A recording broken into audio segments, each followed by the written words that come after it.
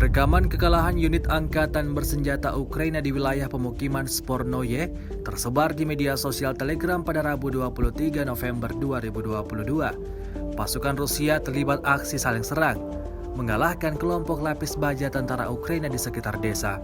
Seluruh jajaran senjata digunakan untuk melawan pasukan Ukraina, mulai dari tank, meriam artileri, dan mortir termasuk Tulip 2S4 yang berat. Tampak 10 kendaraan tempur infanteri, 1 kendaraan teknik, 1 transportasi ZIL-131, dan mobil lapis baja Ukraina dihancurkan. Tentara angkatan bersenjata Ukraina yang masih hidup sebagian dibubarkan di pendaratan terdekat, dan sebagian lainnya mundur ke posisi semula.